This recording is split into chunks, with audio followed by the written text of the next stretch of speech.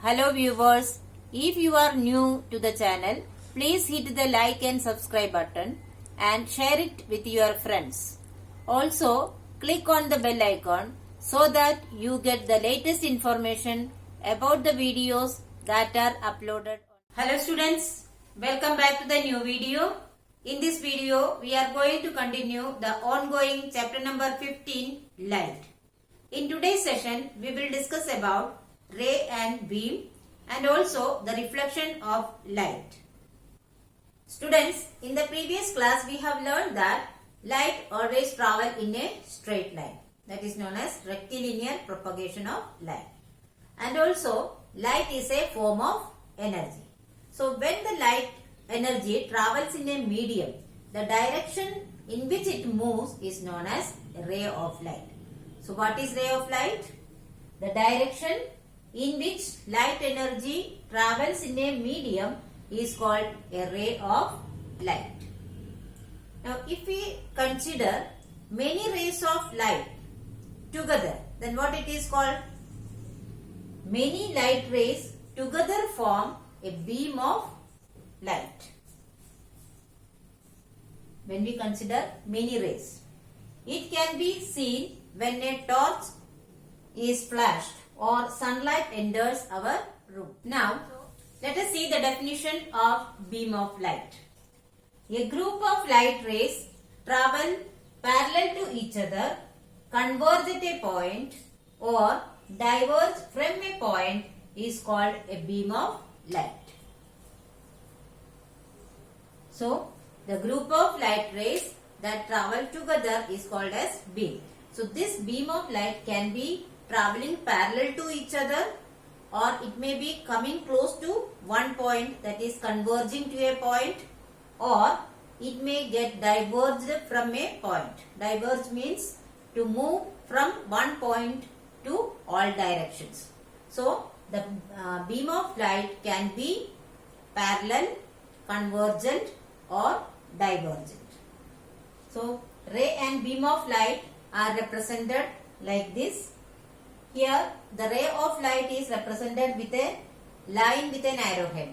This arrowhead shows the direction in which the light ray is moving. That is, the light energy is moving.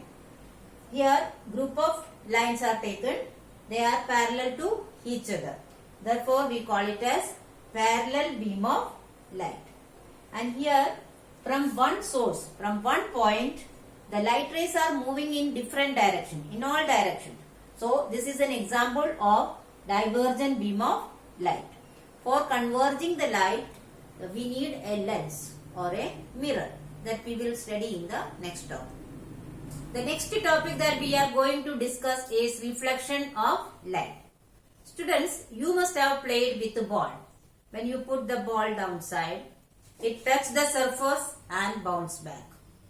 So, in the same way, when the light rays falls on any surface, on any object, that also changes direction and bounce back.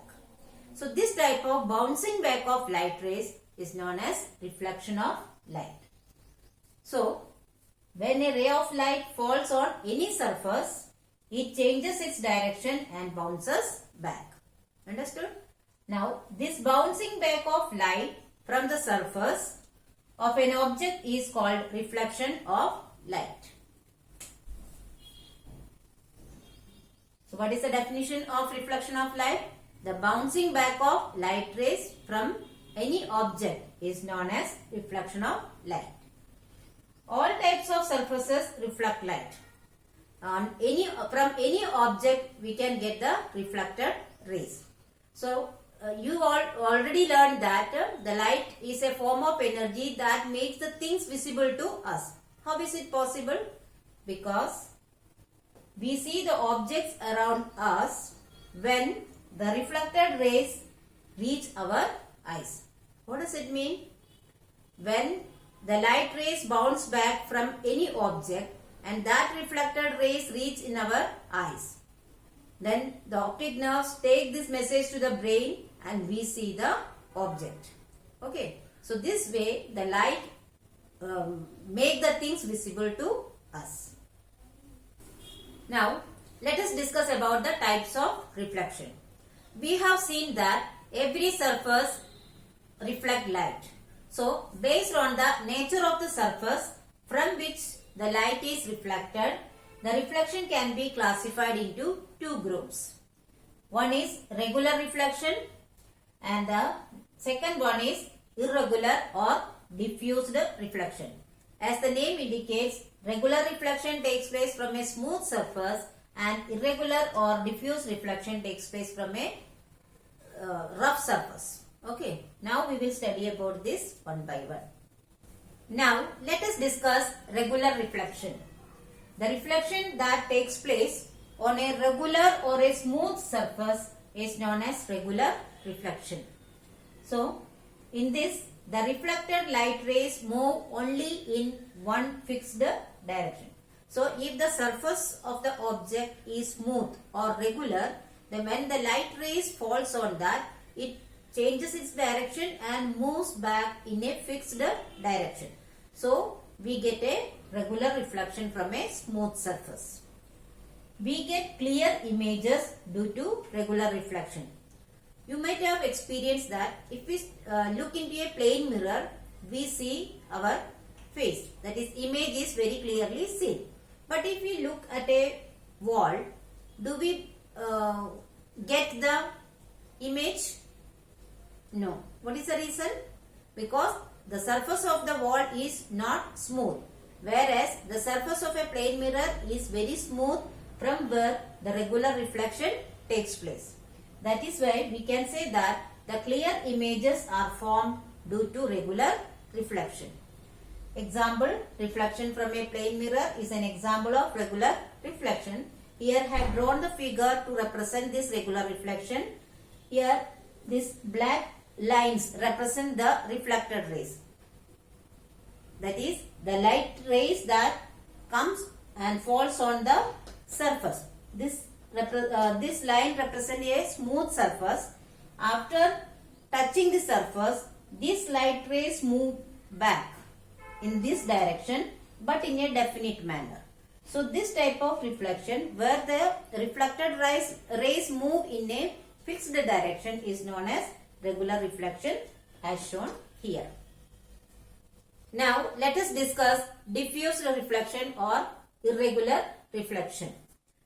See, the reflection that takes place through a rough and dull surface is known as irregular or diffused reflection. Here as the name indicates, it is a uneven or rough surface. Dull means an uneven surface. When the light rays falls on a uneven or rough surface, the reflected rays move in different directions. That type of reflection is known as irregular or diffused reflection. In this case, the surface reflects light in different directions. As a result, we get a blurred image or no image due to diffused reflection because the reflected rays are not moving in a fixed direction. Okay. Examples are reflection from a wall, that is rough wall, or flowing water, etc. The flowing water, the surface of the flowing water is actually representing an irregular surface. So, if we look into the flowing water, we can see our face not in very clear manner, in a blurred manner. This way, we can represent the diffuse reflection using diagram. This is the uneven surface, rough surface. When the light rays falls on it, it gets reflected in the different direction as shown here. So, this is the diagrammatic representation of irregular reflection. So, students, I hope you have understood the topics very well. But still, if you have any doubt, you can write in the comment section. I will surely try to solve it as early as possible. Here are some review questions. Please solve it in your notebook. Thank you.